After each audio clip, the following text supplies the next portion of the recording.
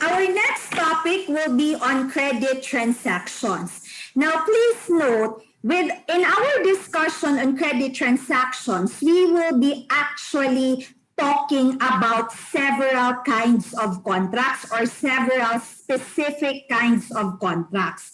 That is because credit transaction, guys, is only the term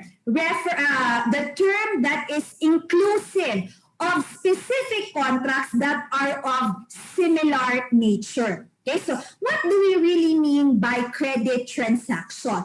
As defined, credit transaction involves all kinds of contracts or all kinds of transactions involving the delivery or the availment of goods, money, or services in the present time with the obligation of returning or paying for those goods, money, or services at a future time. So I'm sure when you hear the word credit transaction, the first thing that comes to your mind is utang. Diba? Maunay ato ang common understanding sa term nga utang.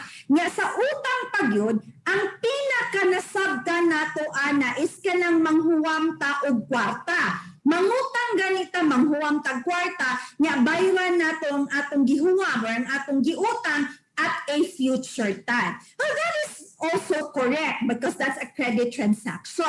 But not all credit transactions involve money or the delivery of money because as what I have mentioned earlier, credit transactions involve the delivery or the availment of goods, services, and money. So ang pagpangutang og kwarta is only one kind of credit transaction. Okay, so naay ubang contracts nga dili kwarta ang object like in a contract of komodato.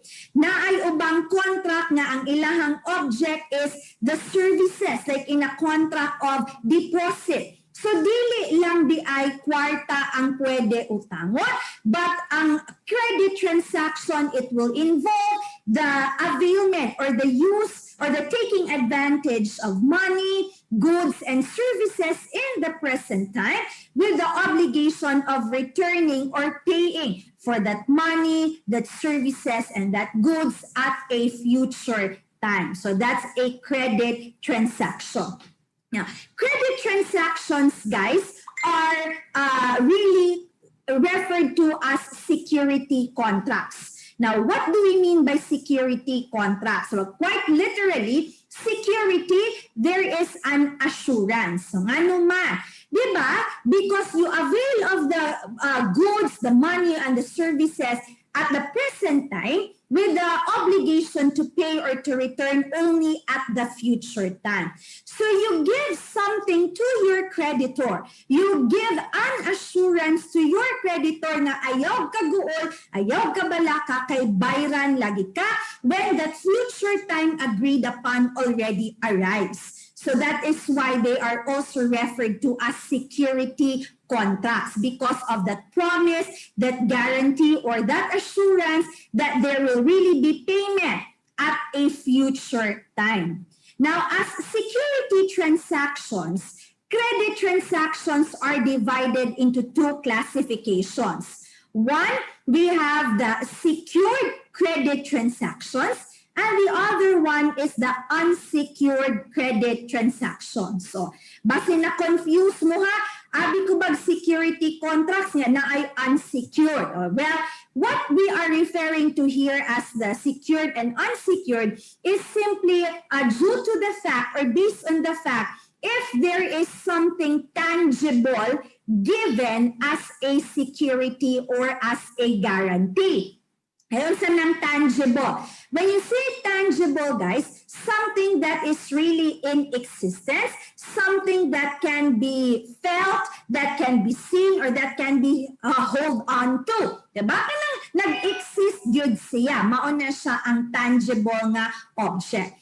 So, secured credit transactions are those where there are tangible objects or tangible things given as security.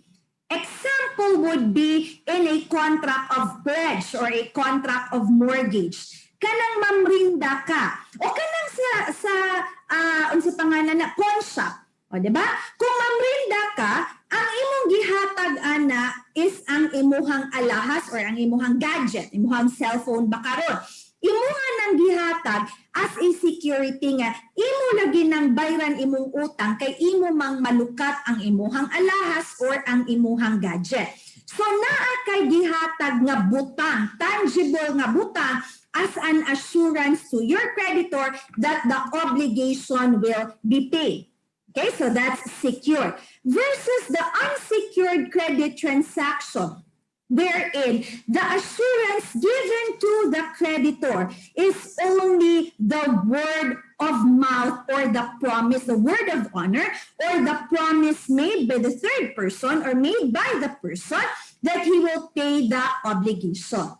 So an example of an unsecured credit transaction will be a pledge, not a pledge, but the guarantee and the surety. Now, wa kay gihatag nga buta, but ang imong gihatag is only ang imong saad or ang imuhang promise nga mobayad ka if ever the principal debtor or the main debtor cannot pay or does not pay or refuses to pay the obligation.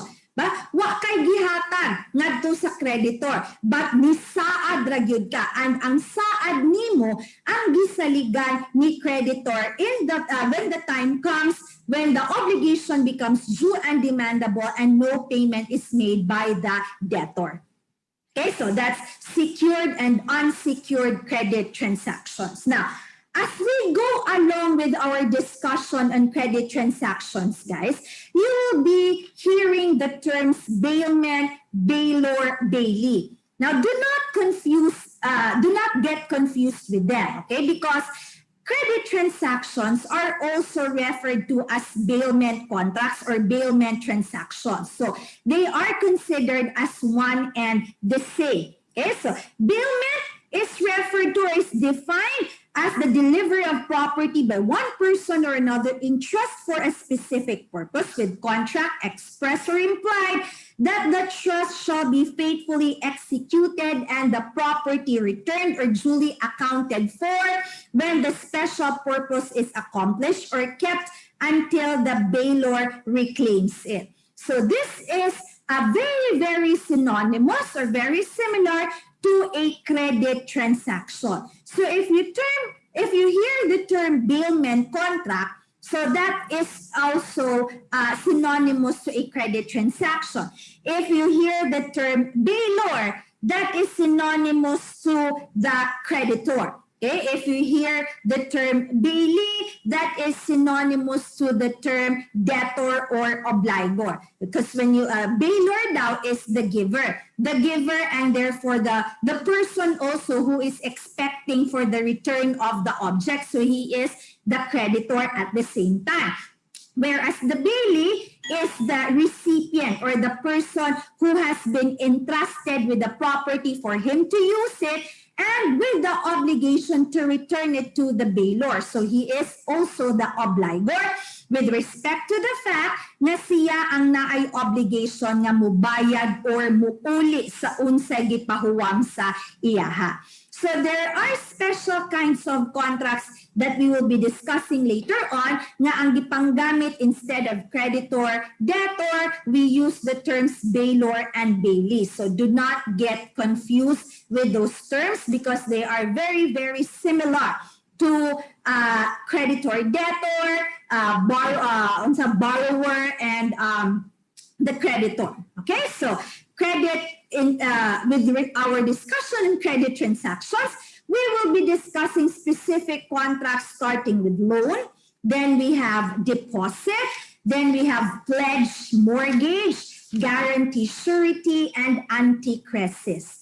Now, basing by the enumeration pa lang, maiging na mo sa kataas. Diba? Yes, taas-taas ang atong discussion dire. But because we have very limited time, guys, I will focus my discussion on the most important provisions.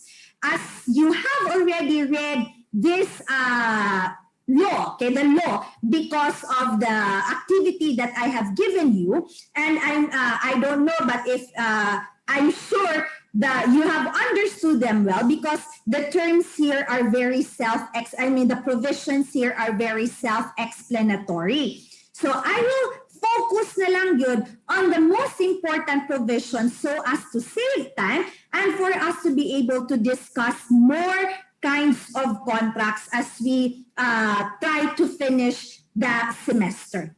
Okay, so credit transactions.